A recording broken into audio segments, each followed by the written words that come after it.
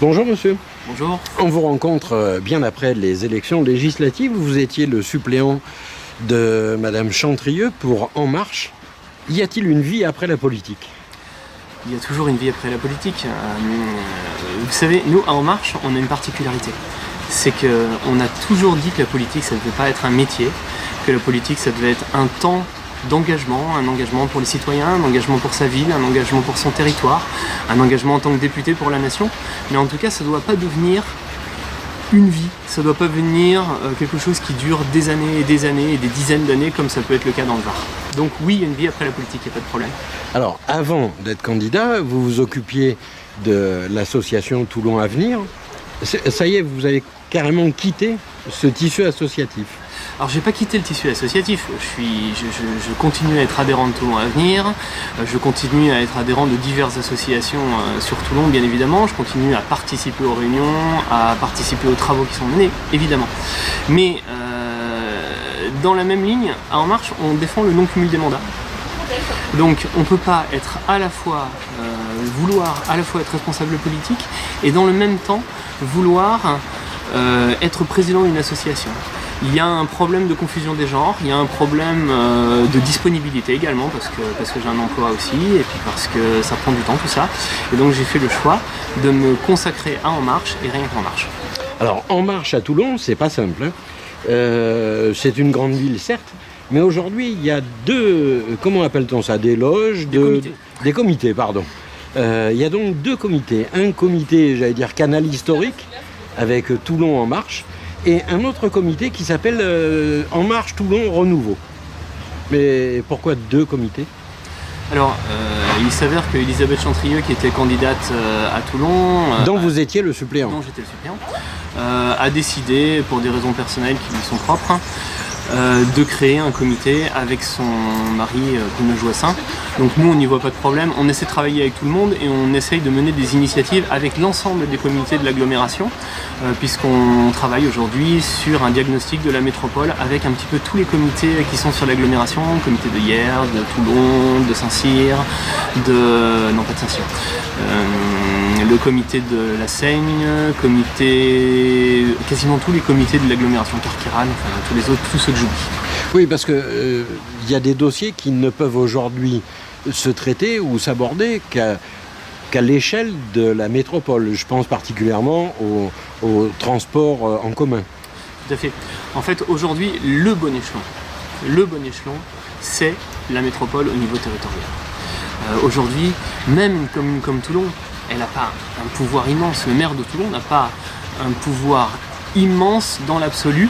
Il a un pouvoir parce que c'est aussi le président de la métropole et les aménagements du territoire se font à l'échelle de la métropole. C'est vraiment le bon échelon.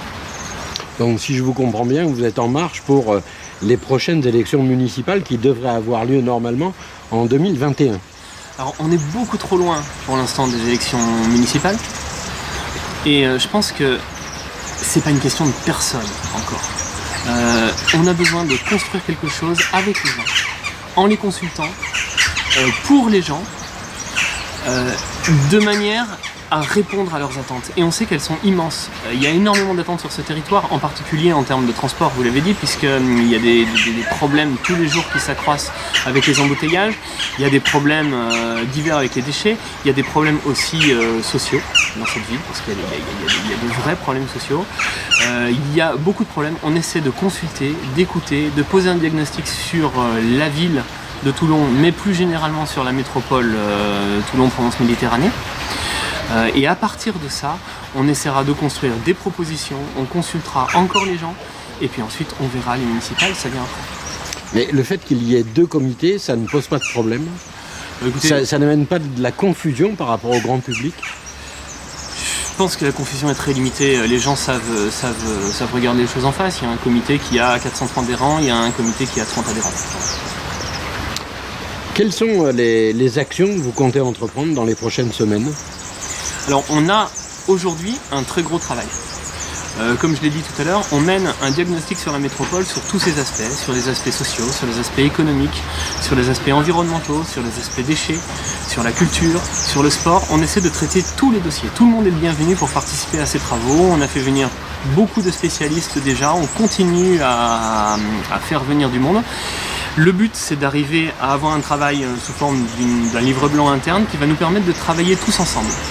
Quand je dis tous ensemble, c'est tous les comités de l'agglomération, parce qu'en fait, on a souhaité faire une chose, c'était mettre la dynamique collective, la dynamique métropolitaine au centre de la chance qu'il peut y avoir pour ce territoire. On pense que la métropole, c'est une chance, et qu'on doit travailler dans l'axe métropolitain tous ensemble pour aplanir les petites différences qu'il peut y avoir d'une ville à l'autre. La situation de tel ou tel équipement, etc. On sait qu'il y a toujours des petites tensions autour de la rade, il y a toujours des petites tensions dans le territoire pour diverses questions. Et en fait, ces questions-là, on essaie de les aborder très en amont, de façon à pouvoir adopter des positions communes, qui sont des positions pour le bien commun. Mais Toulon, qui est coincé depuis de nombreuses années entre Marseille et Nice, n'a-t-elle pas un problème d'échelle en oubliant par exemple Sud-Sainte-Baume ? On est d'accord. Je partage votre diagnostic là-dessus. Nous, on pense que le bon périmètre pour la métropole à terme, c'est le SCOT élargi. Donc c'est un bassin de vie en fait. Voilà, c'est un bassin de vie qui fait environ 600 000 habitants et qui irait jusqu'au Beausset, voire Signes d'un côté, et qui irait jusqu'à Cuers de l'autre. Mais accordez-moi que cette configuration-là amenuise le rôle du conseil départemental. Complètement, mais déjà la métropole amenuise le rôle du conseil départemental, et il faut bien voir que la métropole, ça va faire 500 000 habitants. 500 000 habitants, c'est la moitié du département du Var. Donc inévitablement va se poser la question du rôle du conseil départemental et de la façon de travailler et de l'équilibre qu'il va y avoir entre le conseil départemental d'une part et la métropole d'autre part, ça c'est certain. Actuellement, à l'Assemblée nationale, se discute la réforme constitutionnelle.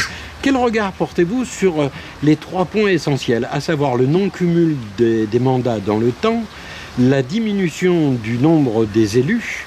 Vous y êtes plutôt favorable? Alors sur la question du non-cumul des mandats dans le temps, soyons clairs, on y est complètement favorable. Pour une raison très simple, c'est qu'on ne souhaite pas, à En Marche, qu'on soit des professionnels de la politique. Voilà. On s'est battu pour ça en tant que candidat aux élections législatives et on continue à porter ce combat-là. Donc on ne souhaite pas qu'on soit des professionnels de la politique. Et si on accepte l'idée même du cumul des mandats dans le temps, ça veut dire qu'on peut commencer à faire de la politique à 20 ans et continuer à en faire à 70 ans. Est-ce qu'on a encore une prise avec la vraie vie, avec le travail de ceux qui se lèvent à 6 heures tous les matins? Est-ce qu'on a une prise avec tout ce qui fait la vie hors de la politique? Je pense qu'on la perd. Et nous, c'est pas ce qu'on souhaite. On souhaite que, après avoir exercé des mandats, on puisse retourner travailler. Avant d'avoir exercé des mandats, il est souhaitable qu'on ait travaillé aussi. C'est une vision des choses. Et cette vision, c'est le non-cumul des mandats. Ne pensez-vous pas qu'il serait souhaitable qu'avant d'être élu député, un candidat ait au moins un mandat de conseiller municipal pour comprendre le fonctionnement des institutions? C'est une position qui peut être débattue. Là-dessus, quelques éléments. Je pense qu'on a tous, à notre niveau, des éléments d'histoire personnelle, des éléments d'engagement qui font que ramener à 500 députés, ça forme un tout. Et ce tout peut fonctionner même si on n'a pas l'expérience de la gestion d'une institution. Enfin, là, on a bien vu dans les 8 premiers mois de la vie de l'Assemblée que certains élus confondaient déjà le Palais du Luxembourg et l'Assemblée nationale et avaient quelques difficultés à assimiler les lois qu'elles devaient voter.